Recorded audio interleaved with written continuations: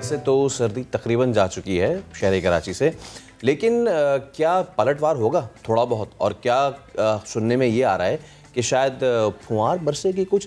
इस सब पे बात करेंगे। जवाद मेमन हमारे साथ मौजूद हैं। जवाद अस्सलाम वालेकुम। तो बताएं, वैसे तो अब दोपहर में मामलात ऐसे हो जाते हैं कि धूप भी अच्छी खासी आ रही है और गर्मी शायद अब वापस लौट रही है, लेकिन क्या जाती सर्दी थोड़ा सा जलवा दिखा जाएगी? जी वालेकुम अस्सलाम फैसल भाई। फैसल भाई, कुछ इस तरीके से है कि अब सर्दियों का सीज़न कराची में स्पेशली जो है वो अपने तकरीबन एंड पर है और अब सच कोई उम्मीद नहीं है किसी मीडियम या स्ट्रॉन्ग कोल्ड वेव की। लेकिन आज रात से कल और परसों सुबह तक जो है वो शहर में चांसेस हैं कि कुछ इलाकों में बूंदाबांदी, कुछ इलाकों में लाइट शावर्स पॉसिबल हैं। इसके बाद जो है वो 1 से 2 डिग्री हम कह सकते हैं कि दिन और रात के टाइम पे टेम्परेचर ड्रॉप होगा। लेकिन अब वो जो प्रॉपर जो सर्दी का सीज़न था वो अब तकरीबन हमारे यहाँ ख़त्म हो रहा है यहाँ पे शहर में। चलें ठीक है, तो सर्दी का सीज़न ख़त्म हो रहा है, जाते जाते हल्की फुल्की जो है वो फुहार शायद बरसाती जाए, लेकिन उससे इतना इफेक्ट नहीं हो। बहुत शुक्रिया जवाब आपका। तो शहरी के जो बासी हैं वो आज रात, जिन्होंने इतने पूरे सीज़न में बारिश इंजॉय ना की, फुहार इंजॉय कर लें। हम जैसे लोग जो यहाँ पे बैठे होते हैं और जो बाहर नहीं जा सकते और अपने फ़राइज़ यहाँ सर अंजाम दे रहे होते हैं, लेकिन कुछ लोगों के नसीब में ऐसे फ़राइज़ आ जाते हैं कि जिनको अंजाम दे के उन्हें खुशनसीबी जो है वो हासिल होती है। दुबई एक्सपो 2022 में पेश किया गया दुनिया का सबसे बड़ा कुरान मजीद का कुछ हिस्सा। देखने वाले इस शाहकार को देखकर दंग रह गए। सूरह रहमान के अल्फाज को सोने और एल्युमिनियम से लिखा जाने वाला यह कुरान शरीफ अपनी नौयत का अलग ही कमाल महारत है और हमारी खुशनसीबी है कि इस कलाम पाक को सोने से तराशने वाली शख्सियत शाहिद रस्साम इस वक्त हमारे साथ मौजूद है स्टूडियोज़ में। शाहिद साहब अस्सलाम वालेकुम। सबसे पहले बहुत शुक्रिया आज आप तशरीफ़ लाए। तो without any further adieu please take us through the journey. कैसे आपको ये ख्याल आया, कब से ये कर रहे हैं? तकरीबन 5 साल हो गए।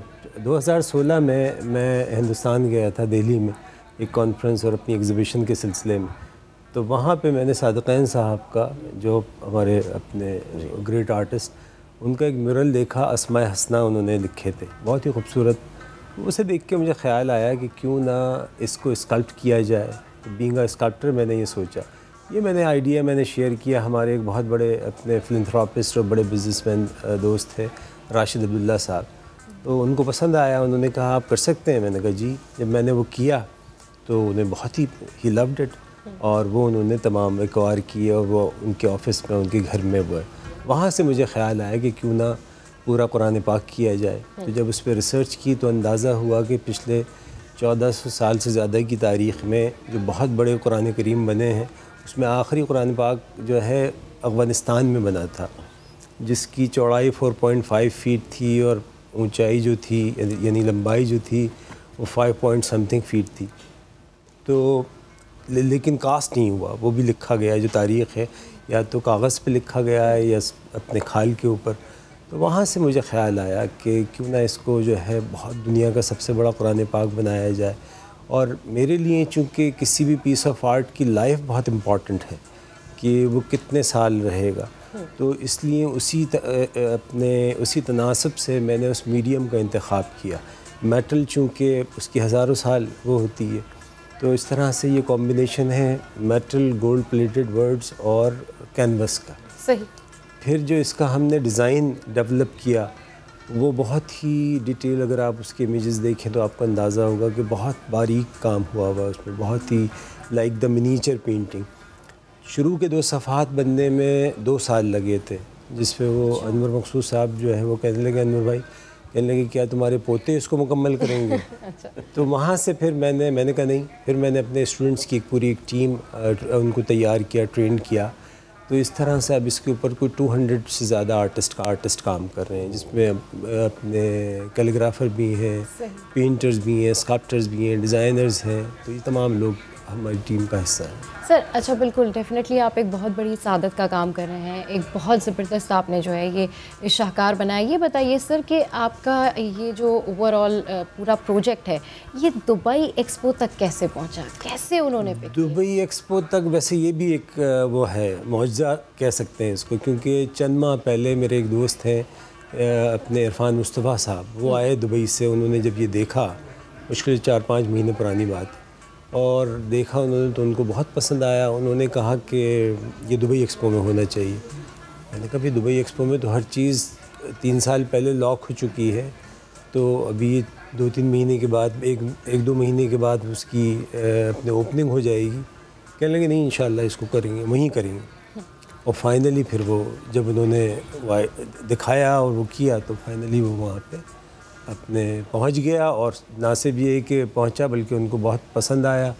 तो यूएई गवर्नमेंट भी इसको अपनी पवेलियन में रखना चाह रही थी और हमने सोचा कि नहीं, हम पाकिस्तानी हैं तो पाकिस्तानी पवेलियन में होना चाहिए। और ज़बरदस्त, मतलब पाकिस्तानी पवेलियन ने तो वैसे ही धूम मचाई हुई और इस नगीने ने तो यकीनन 4 चांद लगा दिए होंगे। इससे पहले कि मैं आपसे ये पूछूं कि फ़ीलिंग क्या होती है, यानी कि एक तो इंसान जब कोई इस तरह की चीज़ करता है तो एक अजीब सी एहसास जो है वो दिल में आ ही जाता है। आपको कैसे ये तमाम तर चीज़ें महसूस किया आपने एज एन आर्टिस्ट? लेकिन उससे पहले मैं आपसे पूछूंगा कि पॉसिबल कैसे किया आपने ये सारा? इसमें जैसे कि अगर कोई आपसे पूछना चाहे कि शुरू कहाँ से किया और एल्युमिनियम और सोने का इस्तेमाल किस तरीके से किया, उसको पिघला के किया या किस तरीके से किया, मैं चाहूँगा इस पे ज़रा मुझे आप बताएं। देखिए शुरू जब मैंने जैसे अर्ज़ किया कि पहले अस्माए हसना किए, तो वहाँ से फिर उसके बाद जब मैंने इसको कैलकुलेट, इसके ऊपर वर्किंग शुरू की, तो it's such a gigantic project जिसमें कोई 200 kg गोल्ड है, 2000 kg एल्युमिनियम इस्तेमाल हो रहा है, वो तकरीबन 600 जो है कैनवस के रोल्स हैं, पेंट्स हैं, ब्रशेस और बहुत सारी चीज़ें। तो मैंने उस पे बजाय इसके कि मैं उससे खौफज़दा होता, मैंने उसको एज ए चैलेंज के तौर पे लिया और मैंने अपने वसाइल से इसको अपने इस पे काम शुरू किया। और उसके बाद जब, क्योंकि मेरी एक आदत है कि मैं जब तक कोई चीज़ करके दिखा ना दूँ दुनिया को, तब तक मैं उसके ऊपर गुफ्तगू नहीं करता। बहुत लोगों ने पूछा था कि क्या बना रहे हैं, क्या हो रहा है। मैंने कहा जब ये मुकम्मल होगा, जब लोग देखेंगे इसे तो फिर खुद अंदाज़ा होगा, then I will talk to you कि ये है क्या। तो अल्हम्दुलिल्लाह अब ये दुबई एक्सपो में इसकी एग्ज़िबिशन जारी है और ये पूरी दुनिया में इस वक्त इसने एक बज़ क्रिएट किया है कि इस तरह का काम अब तक नहीं हुआ है। तो इस तरह से ये वो। और जो मेरे सवाल का पहला हिस्सा था कि एक तो आप कुछ भी जब पेंट करते हैं तो जो आर्टिस्ट है वो एक अजीब सी कैफियत में चले ही जाता है। तब खुदाए बुज़ुर्गो बरतर के कलाम को आप लिख रहे होते हैं इस नीयत के साथ कि उसमें कोई, जिसको रेम्यूनरेशन की नीयत कोई नहीं होती, उसमें कोई लालच नहीं होता। मैं चाहूँगा कि देखने वालों को ये बताएं कि जब आप ये काम करते हैं इस तरह का, तो उस वक्त कैफियत क्या होती है अंदर से? देखिए, क्योंकि मैं समझता हूँ कि मुझे तकरीबन 30 साल से ज़्यादा हो गए पेंट करते हुए, दुनिया भर में एग्ज़िबिशंस हुई हैं, लेकिन मेरी ये ज़िंदगी का सबसे बड़ा काम है और इसके अंदर बहुत सारे मशहूर कुन चीज़ें पोशीदा हैं। मिसाल के तौर पे जब मैंने ये काम शुरू किया तो मैं अकेला था, अब मेरे साथ 200 से ज़्यादा आर्टिस्ट हैं।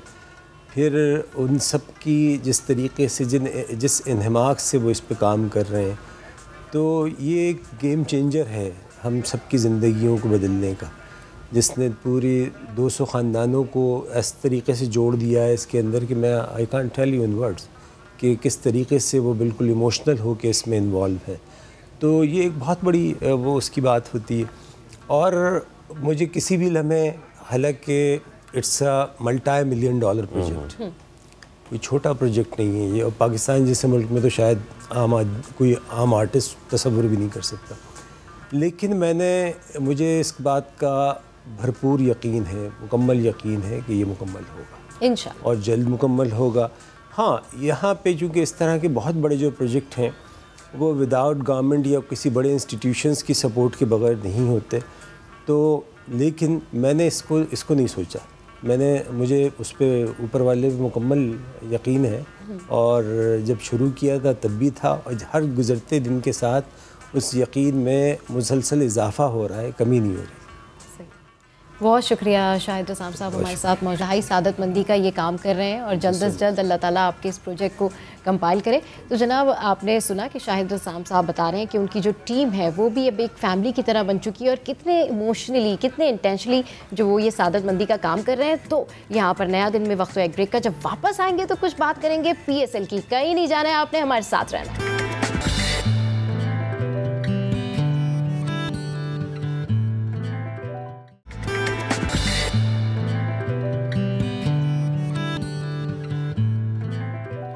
अब हम बात करेंगे PSL की, और पाकिस्तान सुपर लीग में बहुत कुछ हो रहा है। वैसे कराची किंग्स के लिए कुछ भी नहीं हो रहा है, इस पर भी आगे चल के बात करेंगे। लेकिन कराची में आज आखिरी मैच होगा और 10 फरवरी से होगा फिर क्या। लाहौर में क्रिकेट मेला सजने को है तैयार। इस मौके पर पिचेस कैसी होंगी और मजीद क्या सहूलियात है, बात करेंगे समा के नुमाइंदा अन जफर से। जी अंस बताइए। आमद लाहौर में, अब लाहौर में होगी चौकों और छक्कों की बरसात। PSL 7 सीज़न 7 का जो लाहौर का मरला है वो 10 फरवरी से शुरू होगा। लाहौर में मुल्तान सुल्तान और पेशावर ज़ल्मी के दरमियान पहला मैच खेला जाएगा इस मरहले का। आज लाहौर में 3 टीमों की आमद मुतवक्के है। इस्लामाबाद यूनाइटेड, मुल्तान सुल्तान और पेशावर ज़ल्मी की आमद मुतवक्के है, जबकि कल कराची किंग्स, कोयटा ग्लैडिएटर्स और लाहौर कलंदर यहाँ पर पहुँचेंगे। यहाँ पर सिक्योरिटी इंतजाम की बात की जाए तो सिक्योरिटी के इंतहाई सख्त इंतजाम किए गए हैं। CCTV कैमराज नस्ब किए गए हैं स्टेडियम के अतराफ़ में। और आज NCOC का एक अहम इजलास होगा जिसमें शायकीन की तादाद के बारे में भी अवाम को आगाह किया जाएगा। जी ठीक है, अपडेट शुक्रिया अंजफर। तो सारी सूरत हाल हम बात कर रहे हैं PSL के हवाले से, और अब कुछ बात करते हैं नंबर 1 बैट्समैन बाबर आजम की टीम का फ्लॉप शो। PSL 7 में कराची किंग्स मुसलसल 5वें। तो जनाब, कराची किंग्स के कप्तान बाबर आजम अब भी बेहतर परफॉर्मेंस के लिए पुरुमीद है। कहते हैं उम्मीद पर दुनिया कायम है, लाहौर जाकर अच्छी क्रिकेट खेलेंगे, कोशिश होगी लड़कों को ज़्यादा से ज़्यादा एतमाद दूँ।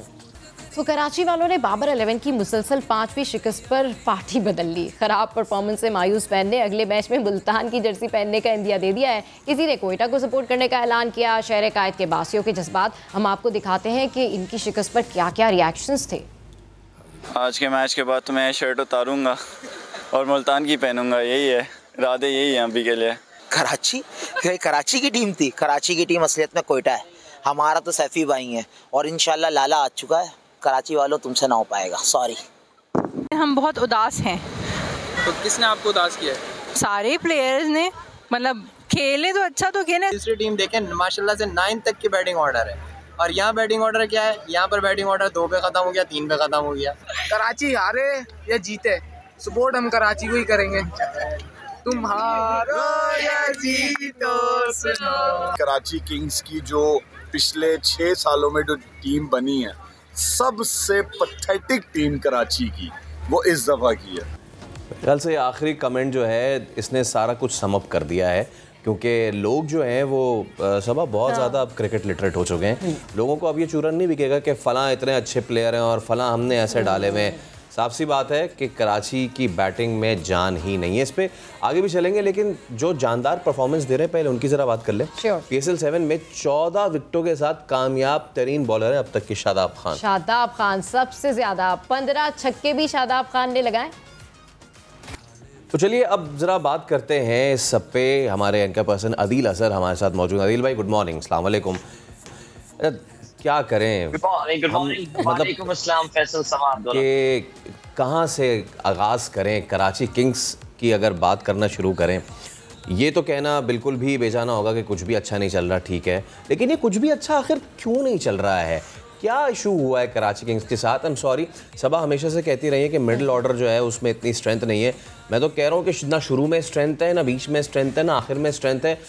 क्या कराची किंग्स की जो गलती है वो उनके जो पिक एंड चूज़ वाले मामला थे वहीं से शुरू हो गई थी? अदील भाई देखिए, फ्रेंचाइज क्रिकेट फैसल एंड सबा जो हमें समझ में आई है पिछले 10-12 साल से जो हमने देखी है, it is all about the team that you pick, that you select. वो जो ड्राफ्टिंग का एक आपका प्रोसेस होता है, आपको पता है उस ड्राफ्टिंग से पहले भी रिटेंशन का प्रोसेस होता है। मैं किन प्लेयर्स को रिटेन करना चाहता हूँ, किन को मैं एक्सचेंज करना चाहता हूँ, ये पूरा मामला कई महीनों पहले स्टार्ट हो जाता है। तो कराची किंग्स, आई थिंक मैंने आप लोगों के साथ भी ये बात की है, और शाम में मैं और सवेरा जो प्रोग्राम कर रहे होते हैं उसमें भी हम जिसे कहना चाहिए मुतवातिर एक ही बात करते हैं कि इस टीम का बैलेंस क्या है। यानी ये this team is so dependent on Babar Azam performing.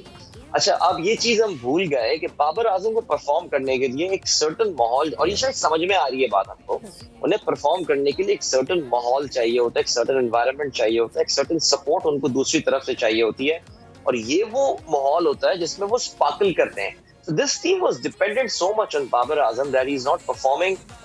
So आप देखते हैं कि टीम का क्या हाल हो रहा है। लेकिन चले, बाबर तो बैटिंग करते हैं, what about the bowling?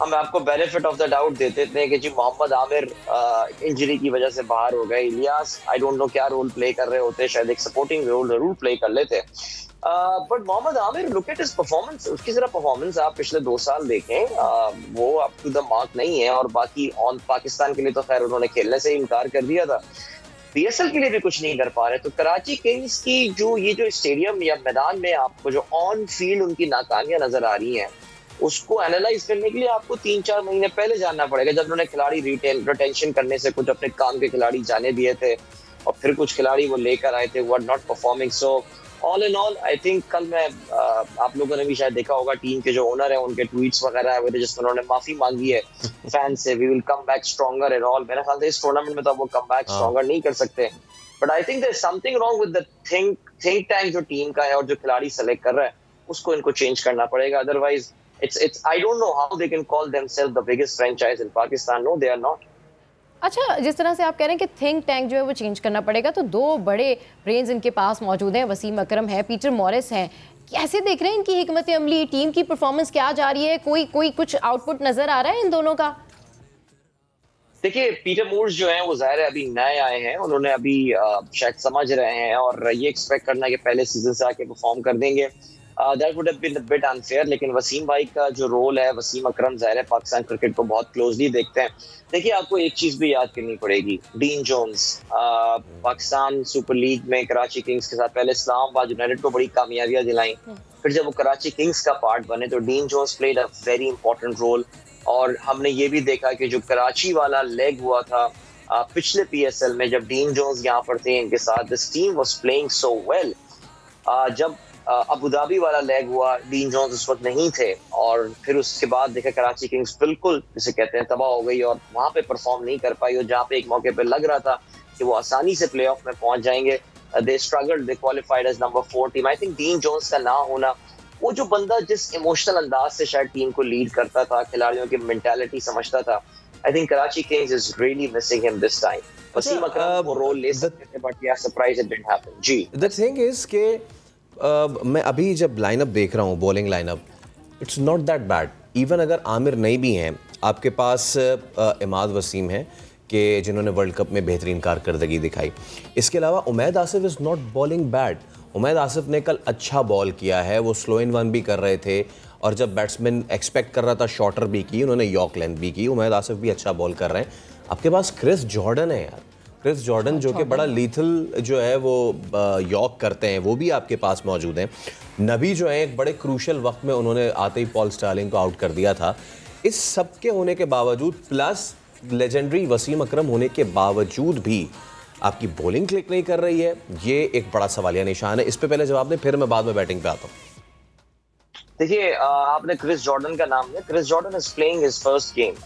वो आके 5वें गेम में उन्होंने टीम को ज्वाइन किया है। पहले 4 मैचेस जहां मोमेंटम बन चुका था। एक बात रिकॉर्ड्स के आईने में भी ये बात फैसल क्लियर है कि कोई भी टीम पाकिस्तान सुपर लीग में जो पहले 4 मैचेस अपने हार चुकी है, वो कभी भी प्लेऑफ्स में पहुंचने में कामयाब नहीं हुई है। इसका मतलब ये कि अब कराची किंग्स एक रिकॉर्ड टेरिटरी में इनको परफॉर्म करना था, एक नई तारीख उनको रकम करनी थी, जो अब लग रहा है इस मैच के बाद वो नहीं कर पाएंगे। तो क्रिस जॉर्डन पहले मैच में ये कहते ना कि वो तबाही फेर देंगे, बिल्कुल, he is been playing really well for England, लेकिन अभी कल उनकी performance was reasonable, it was fine, लेकिन अब आगे चल के मैचेस में हमें देखना पड़ेगा वो कैसा परफॉर्म करते हैं। बाकी yes, I mean I am disappointed. मेरे लिए देखिए, T20 cricket Faisal is about having impact player in your team. If you ask me, Karachi Kings में मुझे 2 इम्पैक्ट प्लेयर्स नजर आते थे। नो, मैं बाबर आजम को इम्पैक्ट प्लेयर नहीं मानता। There was Sharjeel Khan and there was Mohammad Nabi. Sharjeel Khan ने जिन मैचेस में परफॉर्म किया है, कराची वहां पे कुछ थोड़ा बहुत करीब आया है कि यार they at least put up a fight, लेकिन जहां शर्जील नाकाम हो रहे हैं वहां पे तो ये बैटिंग कुछ कर ही नहीं पा रही है। और आप जब रन्स नहीं कर पाएंगे तो फिर आप क्या उनको जाके डिफेंड किया करेंगे और कैसे करेंगे, ये भी एक पॉइंट है। जाहिर है, हाँ, एक फॉर आर्ग्यूमेंट से शुरू के मैचेस में हम ये कह रहे थे कि यार बाबर टॉस नहीं जीत पा रहा है, इसलिए मैच नहीं जीत पा रहा, वो रीत भी अब खत्म हो गई है। सो मेरे ख्याल से जो 2 बड़ी डिसअपॉइंटमेंट हुई है, वो एक शर्जील का ना परफॉर्म करना और एक Mohammad Nabi. Imad Wasim, I think recent performances देख लें, यस वर्ल्ड कप में ही हैड फ्यू परफॉर्मेंसेस, लेकिन Imad is off his peak now। वो जो उसका एक पीक हुआ करता था आज से 3-4 साल पहले, where he was eyeing the captaincy of Pakistan team as well, कि हम कहते रहे सरफराज के बाद Imad is going to be the captain। his performance, his body language is no more the same। इसलिए मैं ये कह रहा हूँ फैसल के कराची किंग्स को उनकी जो कोर है उनको अब चेंज करना पड़ेगा। something that Quetta Gladiator has tried to do this year। something that Lahore Qalandars did a few years back. वरना चेंज नहीं आएगा, ऐसे रिजल्ट्स आते रहे। और let's talk about the batting. मुझे आपने ज़रूर यकीनन ये बात की कि शर्जील इम्पैक्ट प्लेयर आप कह रहे थे और यकीनन बहुत से लोग उन पे बैंक कर रहे थे, लेकिन एक तो उनका कल का आउट मतलब कि वो वापस ही नहीं आ सके, वो आने के मूड में नहीं थे, वो आ भी नहीं सकते थे। एक तो चीज़ ये भी है। दूसरा, इससे पहले वाले मैच में जिस तरह वो आउट हुए हैं, मतलब कि एक खब्बे को अगर ऑफ स्पिन बॉल कर रहा है, इसका मतलब ये है कि मतलब आप इस तरह बल्ला रख देंगे। इस मतलब उन्होंने कुछ भी नहीं किया शर्जील ने, कोई बॉल बहुत बड़ा टर्न नहीं हुआ, कोई ब्रेक नहीं हुआ, सिर्फ आए हैं, उन्होंने बॉल किया है, उन्होंने सिर्फ बल्ला रख दिया है, बॉल हवा में खड़ा कर दिया है, इज गॉन। आप उनके सारे डिसमिसल्स देख लें, आपको कहीं से भी नहीं लगेगा ऐसा कि कोई फिट प्लेयर आउट हो रहा है। आई एम सॉरी मुझे ये कहना पड़ रहा है, बट कभी ना कभी आपको इस तरफ तो देखना पड़ेगा ही ना आदिल भाई। देखिए शर्जील का कल जो रन आउट हुआ, इसमें मेरे ख्याल से कोई डिस्कशन की बात नहीं है, वो बाबर की गलत कॉल थी। इतनी क्रिकेट तो हम सब ने खेली, हमें पता है कि जी फ्रंट पे जो है वो बैट्समैन कॉल देता है और बैक पे जो है वो नॉन स्ट्राइकर कॉल देता है। बॉल सामने गई थी, शर्जील 2/3 ऑफ द विकेट तक पहुंच चुके थे and you are spot on. वो जो वेट उनका इतना है, उसमें वो जो आज मैं सुबह शो में अपने बात कर रहा था, the centripetal and centrifugal force which is required to for him to make turn around, उसमें वो नहीं पहुंच सकते थे। देखिए लाला से हमने अपने शो में ये बात की थी अबाउट द फिटनेस, और हम ये बात कर रहे थे आजम के हवाले से कि उसमें उन्होंने कहा था, लाला ने कहा था देखो यार ये तुम्हें इक्का दुक्का मैचेस तो जितवा देगा अगले 1-2 साल में, लेकिन फिटनेस इज वेरी इंपॉर्टेंट। आपको अगर अपने करियर को, and who could be a better person to talk about fitness than Shahid Khan Afridi. उनका ये कहना था कि यार ये जो बहुत ही मोटे जिस्म वाले क्रिकेटर्स होते हैं, ये आपको थोड़े अरसे के लिए, या तो जितनी क्रिकेट, या तो पॉल स्टर्लिंग की तरह आप स्पोरेडिकली साल में कुछ इवेंट्स खेल लें तो खेल लें। Is every Irish player like that? No. Sharjeel Khan इस फिटनेस के साथ ऐसी ही क्रिकेट खेल सकते हैं। He might perform in one match, he might not perform in one match. Karachi Kings में उन्होंने अच्छी इनिंग्स खेली है, बाबर के साथ उन्होंने अच्छा कुछ मैचेस में परफॉर्म किया, but in the long run no, that can't really work for them. तो कल का दिन तो जाहिर है, कल मैं कहूंगा कि he was very unlucky. Babar को वो रन भागना चाहिए था, बिकॉज वो थ्रो भी वो जगह पर नहीं आई थी। Babar would have made it, he is much faster than Sharjeel is. बाकी जो मैचेस की बात करें, यस देखिए आई थिंक अगर मैं गलती पढ़ रहा हूँ, हफीज ने उनको शायद आउट किया था। हफीज जो मुझे याद आ रहा है, please correct me if I am wrong. Hafeez हमें वैसे भी पता है कि लेफ्ट हैंडर प्लेयर्स के लिए तो वो तो एक जिसे कहना चाहिए कि एक मौत का परवाना ही होते हैं, वो जितनी विकेटें वो लेते हैं। But all in all, I think we can do a lot of dissection. But the main impact player, no, it wasn't Babar Azam, it was Sharjeel Khan. Sharjeel नहीं चलेगा, Karachi Kings match नहीं चलेगा. It was Shoaib Malik basically. Shoaib Malik. Yeah. Okay, fine. Similar kind of bowler, bowler than Hafiz, of course. अच्छा, अगर हम overall बात करें Karachi Kings की परफॉर्मेंस पे, तो वसीम अकरम का आप यहाँ पर क्या जो है वो किरदार देख रहे हैं, क्या उनकी स्ट्रेटजी है? अगर आप इस टीम की बॉडी लैंग्वेज देखें तो आपको कोई इंप्रेसिव नहीं लगती। अगर आप इटसेल्फ बाबर आजम को देखें तो इटसेल्फ वो लगता है कि एंथुजियास्टिक हैं, कुछ करना चाहते हैं, उनमें स्पिरिट है, मगर टीम उस तरह डेवलप नहीं लगती। उसके बाद जब ग्राउंड में जाते हैं तो परफॉर्म नहीं करते। क्या लगता है आपको कि वसीम अकरम क्या डेवलप नहीं कर पा रहे हैं, कोई हिकमत अमली नहीं बना पाए हैं, कि क्या कहाँ जा रही है उनकी स्ट्रेटजी? देखिए अब हम प्रीटी श्योर, देखिए वसीम भाई का हमें ये भी पता है कि वो कोविड की वजह से उन्होंने टीम भी थोड़ी लेट ज्वाइन की थी। उस वक्त आई थिंक PSL कराची शायद 2 मैचेस खेल चुका था, तो उसके बाद वसीम अकरम आए।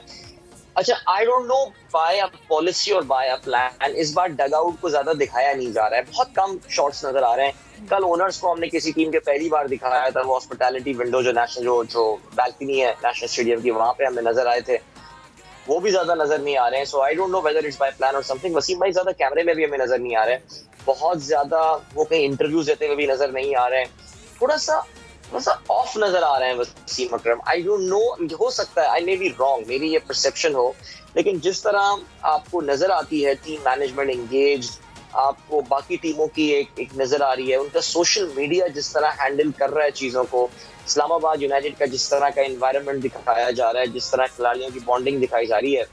लाहौर कलंदर्स में आप देखें, अभी मैं खुशदिल शाह की शायद कल बर्थडे सेलिब्रेट हो रही थी, मैं अभी थोड़ी देर पहले जो है वो लाहौर कलंदर्स के जो उनका जो सोशल मीडिया हैंडल है उसको भी मैं देख रहा था। I think whether is Lahore Qalandar या पीएसएल का सोशल मीडिया था, I don't know. By the way आप सोशल मीडिया की हैंडलिंग की बात कर रहे हैं, सारी चीज़ें बहुत अच्छी, वेरी गुड, अपनी जगह सब ज़बरदस्त। लाहौर कलंदर्स भी बहुत अच्छा अपना सोशल मीडिया को हैंडल कर रहा है, लेकिन अगर आपकी उनके है बातचीत वहाँ उन लोगों से, तो उनको ये कहें कि आप क्रिकेट बड़ी अच्छी खेल रहे हैं, सब कुछ अच्छा कर रहे हैं यार, ये अपना एंथम ना बनाया करें, ये हाथ जोड़ के यार, ये ऐसे ये ना किया करें यार। मतलब कि हमारी किसी से अगर आपसे किसी से बात हुई उनको हम बताएंगे, वाकई आई थिंक वो पहला यार। वैसे फैसल आई थिंक इस पे भी बड़ा डिस्कशन करना चाहिए। मुझे तो ऐसा लगता है कि हर टीम ने अपना ना एक एक गाना करके ना अपनी बस हुज्जत तमाम कर दी है पिछले 7 साल में। I think except for Peshawar Zalmi, मेरा नहीं ख्याल कि कोई कमीज का गाना बना पा रहा है। ज़ल्मी अपनी ब्रांडिंग पे बहुत काम करता है, they have been very successful. बाकी सारी टीमें तो यू आर एब्सोल्युटली राइट, ना ही करो यार तो बेहतर है। सही। अच्छा, अगर हम शादाब खान की बात करें तो Shadab Khan doing great job, unbelievable, out of the box नजर आ रहे हैं, परफॉर्मेंस बेहतरीन है, उनकी एनर्जी बहुत बेहतरीन लग रही है। क्या लगता है उनकी इतनी बेहतरीन परफॉर्मेंस के पीछे मोटिवेशन, कौन सी मोटिवेशन है, कौन सी चीज़ है जो इतना इन्हांस करी उनकी परफॉर्मेंस को? देखिए, इस टूर्नामेंट का अगर किसी को सही मानों में बेनिफिट हो रहा है, Shadab is there on the top. आप ये देखिए, वो बंदा रन्स भी स्कोर कर रहा है। अभी 14 विकेटें अगर मैं गलती पर ना हूं शादाब अभी तक ले चुके हैं। लगातार 3 मैचेस में शादाब ने 4 और प्लस विकेटें, कल 5 इन्होंने बेस्ट अपनी भी ली है पिछले मैच में। शादाब इज देखिए, उनके लिए ये एक रीडिस्कवरी टूर्नामेंट। 2 खिलाड़ी हैं जिनके लिए this tournament is doing wonders. One is Shadab, और भी हैं, लेकिन दूसरा शान मसूद। शान मसूद की जो परसेप्शन थी कि जी वो टेस्ट प्लेयर हैं, जगह नहीं बनती उनकी, वो ओडीआई प्लेयर भी नहीं है, इवन तो वो लिस्ट ए क्रिकेट में बहुत रन स्कोर कर रहा है, बट इस T20 पीएसएल HPL PSL में तो कमाल हो गया।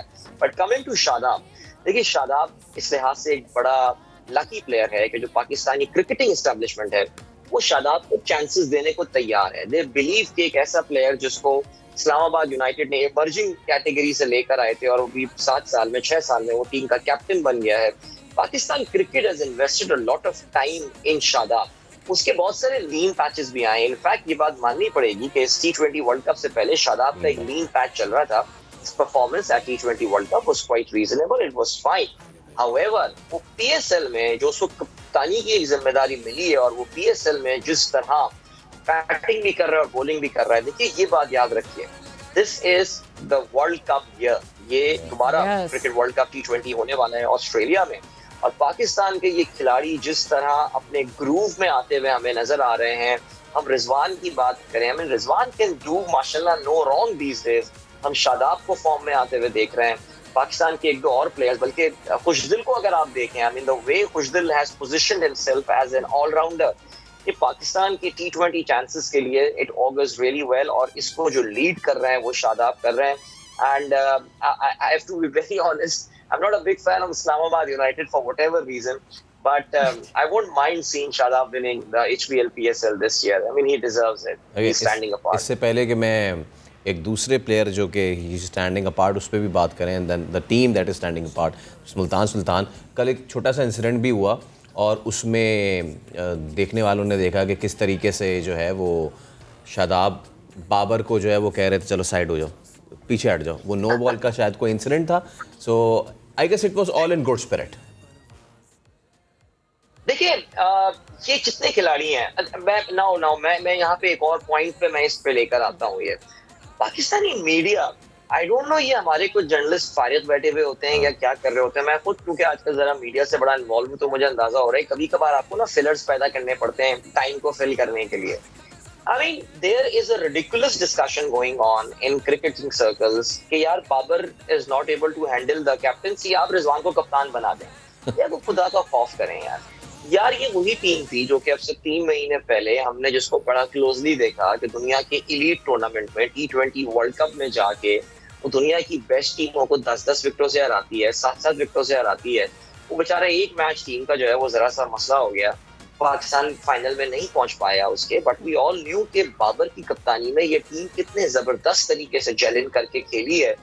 Babar was leading from the front, he was scoring runs. उसके पास इस तरह के खिलाड़ी थे जो उसको सपोर्ट करते थे, उसके स्टाइल ऑफ क्रिकेट को, उसके स्टाइल ऑफ क्रिकेट को उसके खिलाड़ी कॉम्प्लीमेंट नहीं कर रहे हैं। सो वो जो एक ड्रेसिंग रूम का पाकिस्तान क्रिकेट टीम का माहौल बना है, वो जो मैं I love using that word camaraderie, वो जो कमराडरी नजर आई पाकिस्तानी खिलाड़ियों में, वो जो बॉन्डिंग और फ्रेंडशिप नजर आई है, उसका आपको डिस्प्ले जो है वो यहाँ भी होता हुआ नजर आ रहा है। ये कंपेटिटिवली जितनी भी क्रिकेट खेल रहे हो, बट आई थिंक ये वंस इन अ जनरेशन और perhaps once in 2 generation Pakistan team में ऐसा हुआ है कि वो जो पाकिस्तान टीम के जो प्लेइंग 11 और वो जो स्क्वाड के 15 खिलाड़ी हैं वो एक दूसरे को बेहतरीन तरीके से कॉम्प्लीमेंट कर रहे हैं।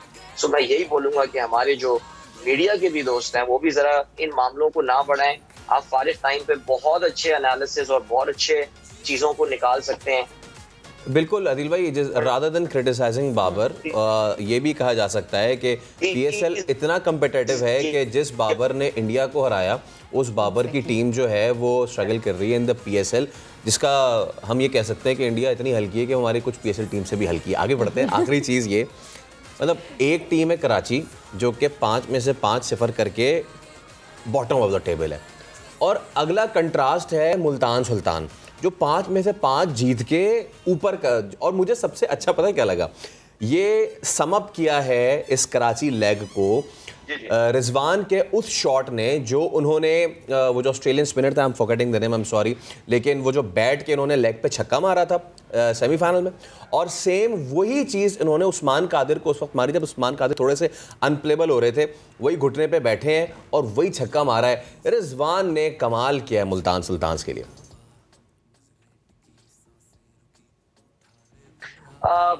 इमाद से जब हम बात कर रहे थे अपने शो में शाम में, तो मैंने यही पूछा था कि यार कोई तैयारी करके जा रहे हैं आप रिजवान के लिए, बिकॉज लेग साइड तो वो जिस तरह शॉट मैन्युफैक्चर कर रहा है, यानी आप जितनी भी 5-6 स्टंप बॉल करा दें ऑफ पे, वो उसको लेग पे जिस तरह शॉट्स क्रिएट कर रहा है। तो इमाद वाज लाइक नहीं वो ऑफ पे भी खेलता है, वो खेलता है। तो मैंने उसको बोला था सवेरा को, मैंने कहा इनकी बहुत फुट लगने वाली है भाई रिजवान के हाथों, इसलिए उसको स्टडी नहीं कर जा रहे हैं।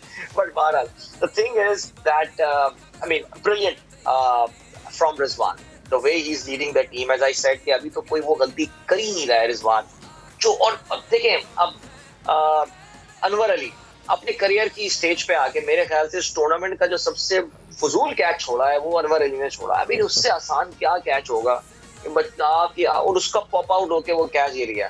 अच्छा, हम क्योंकि उस मैच में हमारे घर में बैठे हुए हम मुल्तान सुल्तान को सपोर्ट कर रहे थे, तो हमारे मुंह से कुछ ऐसी निकल गई लग़वियात किस्म की कि शर्मिंदगी भी हुई, नहीं यार नहीं बोलना चाहिए था। अच्छा, वहां पे वो रिजवान कप्तान तालियां बजा रहा है उसमें, हमने कहा यार ये देखो, एक हम तो एक बरसाती सपोर्टर मुल्तान सुल्तान के गुस्सा कर रहे हैं और वहां पे वो जो है कप्तान खड़ा हुआ तालियां बजा रहा है। So this actually tells you about his mindset and it tells you about the fact कि यार कितना जबरदस्त वो टीम को लेकर जा रहा है। Again I repeat, it does not mean कि आप रिजवान को पाकिस्तान क्रिकेट टीम का कप्तान बना दें। No, I think उस मैटर को तो हम किल कर चुके हैं, पहले ही बात कर चुके हैं।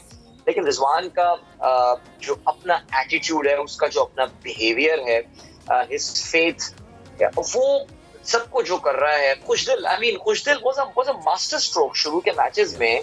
He was until recently इस टूर्नामेंट का हाईएस्ट विकेट टेकर था। अभी आप सोच सकते थे कि यार ये ओपनिंग करा रहा है, अटैकिंग करा रहा है कुछ दिल के साथ, you were like यार ये क्या कर रहा है। और आपने देखा कि वो, क्योंकि उसने देख लिया कि नेट्स पे देखा होगा कि यार ये बंदा तो बहुत ब्रेक कर रहा है। एहसान अली से एब्सोल्युटली, तो जो किंग मिडास बने हुए हैं जी रिजवान, जो टच कर रहे हैं वो गोल्ड होता जा रहा है। और कराची लेग का आज आखिरी मैच है क्वेटा वर्सेस लाहौर, तो देखते हैं कि क्या क्वेटा अपनी लाहौर के खिलाफ किस्मत जगा पाएगा। उसके बाद फिर सारा का सारा पीएसएल लाहौर चला जाएगा, फिर ये मेला लाहौर में लगेगा। तो नया दिन में यहाँ वक्त हुआ एक ब्रेक का, कहीं जाएगा मत, बस हम ये जा रहे हैं और वापस आए।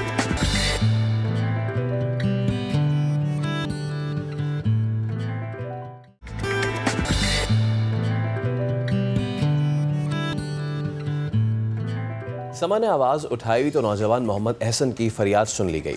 चेयरमैन नादरा ने नौजवान मोहम्मद एहसन का शनाख्ती कार्ड 1 हफ्ते में बनाकर यकीन दहानी करा दी है।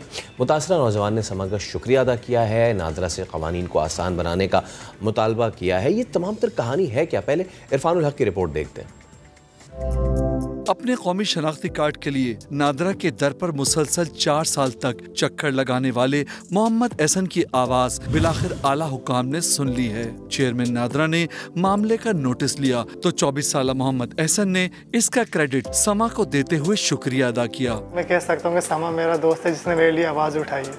और उसी की वजह से मेरे को जो है ना नादरा के चेयरमैन की कॉल आई है और उन्होंने मुझे यकीन दहानी कराई है कि आपका NIC बन जाएगा, इंशाल्लाह 1 वीक के अंदर आपका NIC बन जाएगा। नादरा की जानिब से मोहम्मद एहसन के शनाख्ती कार्ड के लिए वालिदैन को साथ लाने की शर्त आयद की गई थी, जबकि मोहम्मद एहसन की वालदा इसे 6 माह की उम्र में छोड़कर जा चुकी थी और वालिद का इंतकाल हो चुका था। लेकिन तमाम जरूरी दस्तावेजात होने के बावजूद कौमी शनाख्ती कार्ड न होने की वजह से एहसन को तालीमी सिलसिला अधूरा छोड़ना पड़ा।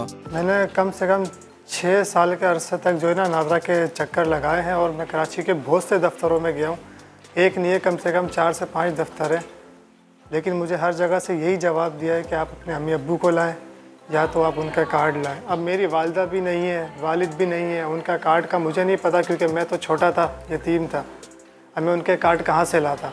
तो मुझे यही जवाब मिला कि आप वालिदैन को लाओगे तो आपका कार्ड बनेगा, वरना ऐसे नहीं बनेगा। मोहम्मद एहसन ने नादरा से कवानीन में नरमी करने की अपील की है। नादरा से बस मैं यही कहूँगा कि वो अपने कवानीन को थोड़ा कम करे ताकि हर स्टूडेंट जो जाता है जिसके पास जैसे वालिदैन नहीं है, जिसके अब जाहिर सी बात है वालिदैन नहीं है, बेफॉर्म नहीं होता है, तो वो उसके लिए आसानी कुछ ऐसे कवानीन निकाले कि उसका जल्द से जल्द NIC बन जाए और अपनी तालीम हासिल कर सके।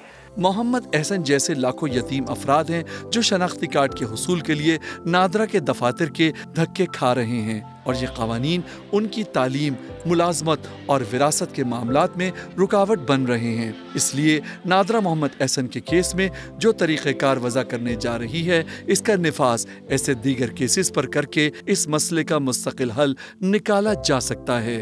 कैमरामैन इमरान शाहिद के साथ इरफानुल हक, समा, कराची। तो ये बड़ा अहम मामला है, इसी पे गुफ्तगू करने के लिए एहसन हमारे साथ स्टूडियो में मौजूद हैं। एहसन अस्सलाम वालेकुम, बहुत शुक्रिया आप तशरीफ़ लाए। और इसके अलावा जो इनका केस देख रहे हैं उस्मान फारूक एडवोकेट, उस्मान भाई भी हमारे साथ मौजूद हैं। आप दोनों का बहुत शुक्रिया। एहसन, सबसे पहले हम आपसे गुफ्तगू शुरू करते हैं। अब बताइए अपनी कहानी। आपने तालीम हासिल की और मेरे ख्याल से यहीं से गुफ्तगू आगाज़ करते हैं कि तालीम हासिल करते रहे और उसी टाइम पीरियड में 4 साल तक आप ये कोर्ट के धक्के भी खाते रहे, तो यहीं से अपनी गुफ्तगू आगाज़ करें। मैंने इंटर किया, इंटर करने के बाद फिर मुझे रियलाइज़ हुआ कि मुझे NIC की ज़रूरत पड़ेगी, क्योंकि जब मैं एडमिशन लेने गया यूनिवर्सिटी में, कॉलेज वगैरह में, तो उन्होंने मुझसे NIC मांगा, सीधी बात है। फिर मैं नादरा में गया। नादरा में मैंने जाके अपने डॉक्यूमेंट्स दिखाए कि भाई मैंने मैट्रिक कर लिया है, इंटर की तो ज़रूरत नहीं, मैंने मैट्रिक के डॉक्यूमेंट्स दिखाए, मैंने मैट्रिक कर लिया मुझे। और वालिद का ओल्ड NIC भी दिखाया, फिर चाचा के प्रूफ दिखाए, दादा दादी के प्रूफ दिखाए, सब दिखाए। उसके बाद भी मुझे बोल रहे कि आपका नहीं बन सकता, आपको इंक्वायरी में डालेंगे। इंक्वायरी में डालेंगे? आपकी इंक्वायरी होगी पहले। ये बात उससे कर रहे हैं जो मैट्रिक कर चुका है। बोल रहे हैं आपकी इंक्वायरी होगी पहले, आपके वालिद नहीं है, इंक्वायरी होने के बाद आपको 2-3 साल लगेंगे, फिर आपका NIC बनेगा। और कितने साल से आप ट्राई कर रहे हैं कि आपका ID बन जाए? मैं 4 साल से। अच्छा, ये 4 साल से ट्राई कर रहे हैं कि ID कार्ड 6 साल से ट्राई कर रहा हूँ। NIC के लिए 6 साल से 18 to 24 तक 6 साल होते हैं और ये 6 साल करियर तक NIC के लिए आप ट्राई कर रहे हैं और वो आपको ये कहते हैं कि आपकी इंक्वायरी होगी, ऑल्दो कि आप मैट्रिक कर चुके हैं और फर्दर एजुकेशन के लिए आपकी एजुकेशन भी स्टॉप हुई है। इंक्वायरी होने के बाद भी 2-3 साल लगेंगे। माय गॉड, इंक्वायरी होने के बाद भी 2-3 साल लगेंगे। चले ये सर ऐसा नहीं करें, मेरा मैट्रिक हुआ, मुझे आके पढ़ना है। बोले भाई ये तो कवानीन है नादरा की, तो आप होंगे, इंक्वायरी तो होनी ज़रूरी है। अच्छा, अब मैं इसको क्या समझूं? चलिए यही फिर हम ज़रा उस्मान भाई से बात करते हैं। उस्मान, ये अपनी नौयत का ऑब्वियसली पहला केस तो नहीं होगा। अब सिचुएशन बड़ी सिंपल सी है, हर किसी के साथ कोई ना कोई कभी ना कभी ज़िंदगी में इस तरह का वाक़या हो सकता है। उस्मान के वालिद नहीं रहे, उनकी वालदा ने ग़ालिबन दूसरी शादी कर ली, ठीक है ना। अब जब ये गए हैं वहाँ पे तो वाकई इतने सख्त कवानीन हैं कि जी किसी बंदे को ला के अपने सामने पेश कराना है तो ही आपके तमाम तर मामलात होंगे आगे। देखें जी, जो कानून होता है उसकी सबसे बुनियादी बात ये होती है कि लोगों को अकोमोडेट किया जाए, उनके लिए आसानी पैदा की जाए और उनको जो है वो तहफ़्फ़ुज़ दिया जाए। सबसे अहम बात ये है जो मैं नादरा के जो है सब सवाल करना चाहता हूँ, इस बच्चे के 4 साल लौटाए जा सकते हैं जो ज़ाया कर दिए गए, जो यूनिवर्सिटी के अंदर ये एडमिशन नहीं ले सका। आज ये यूनिवर्सिटी के अंदर एडमिशन लेके पढ़ना भी चाहता है तो 4 साल तो फिर भी ज़ाया हुए ना, आपकी इन्हीं बातों की वजह से कि जो कि लॉ के अंदर भी मौजूद नहीं है। इसके जब ये अपने वालिद का MNIC दे रहा है, अपने जो है दीगर लोगों की चीज़ें पेश कर रहा है, तो नादरा के कवानीन के अंदर ये मौजूद है रूल्स के अंदर कि इसका शनाख्ती कार्ड जारी किया जाए। असल इन्हें रोका कहाँ और क्यों गया? असल में उनकी वेरिफिकेशन के हवाले से बात की होगी। इंक्वायरी के अंदर वो भी 6 और 7 साल उसके अंदर लगा देते हैं। मतलब अगर इंक्वायरी के अंदर भी चीज़ें जाती हैं, और मैं आपको बताता हूँ कि कोर्ट ऑर्डर के बाद भी जो है इतनी वहाँ पर 3 घंटे लगाने के बाद में, एक माजूर खातून का केस था जिसके अंदर जो है जजमेंट ऑर्डर सब कुछ मतलब जो है कोर्ट ने कर दिए, उसके बावजूद भी उनको ये कहा जाता है कि भाई ये पेपर और पेपर, ये सारी चीज़ें आपके पास, ये कोर्ट गई क्यों थी? ये इंक्वायरी 3 साल तक क्यों होगी? ऐसा इन्होंने क्या किया है? असल में तो खुदा ना खास्ता अल्लाह ना करे कहीं से कुछ गलत चीज़ ले आए हैं ये, या फिर इन पे बहुत ज़्यादा मनी लॉन्ड्रिंग का केस है, या फिर 3 साल लगेगी क्यों इंक्वायरी में? इस 21वीं सदी में बैठ के कंप्यूटर के इंटरनेट के एरा में हम ये कह रहे हैं कि नादरा ने अगर इंक्वायरी करनी है किसी की, मैं तो बुनियादी तौर पर ये बात समझता हूँ कि ये बच्चा जो यहाँ पर पैदा हुआ है, अगर ये बिल्कुल यतीम बच्चा होता तो भी जो है 2014 के अंदर जस्टिस इफ्तिखार चौधरी साहब का एक जजमेंट है जिसके अंदर ये सारी वजाहत मौजूद है कि वो जिसी यतीम खाने के अंदर मौजूद है, कहीं और जो प्रोडक्शन है उसके जो वो सर्टिफिकेट लाकर जमा कराए और ये बात प्रूफ कर दे कि भाई यहाँ पर ये जो है पला बड़ा है। सेकेंडली ये है कि जो सबसे अहम बात है कि जो बर्थ सर्टिफिकेट है वो जो है बच्चे के पास मौजूद है। बर्थ सर्टिफिकेट जो है जारी करने वाली अथॉरिटी भी नादरा और शनाख्ती कार्ड बनाने वाली अथॉरिटी भी नादरा, तो बर्थ सर्टिफिकेट कैसे जारी कर दिया जाता है? सही। अच्छा एहसन, जिस तरह अभी बता रहे हैं उस्मान साहब कि आपके पास बर्थ सर्टिफिकेट भी मौजूद है, वालिद का जो पुराना NIC है वो भी मौजूद है, इनिशियली उन्होंने आपसे क्या क्या चीज़ें मांगी और फिर जब आपने कहा कि सर मेरा NIC कब बनेगा, तो आपको क्या कहा फिर उन्होंने कि अब क्या करें आप? इंक्वायरी तो होगी लेकिन क्या चीज़ें मांग रहे हैं वो आपसे? उन्होंने सारे डॉक्यूमेंट्स जो है ना एडमिट कर लिए अपने पास। उसके बाद मुझसे ये बोला कि अभी इंक्वायरी में जाएंगे। फिर मुझे कहीं मेन जोनल में भेजा, मेरे को वहाँ गया, वहाँ से भी उन्होंने ये बोला कि इंक्वायरी होगी, या तो अपनी वालदा को ले आओ कहीं से ढूंढ के। मेरी फूफी मेरे साथ में थी, वालदा को ले आओ कहीं से ढूंढ के।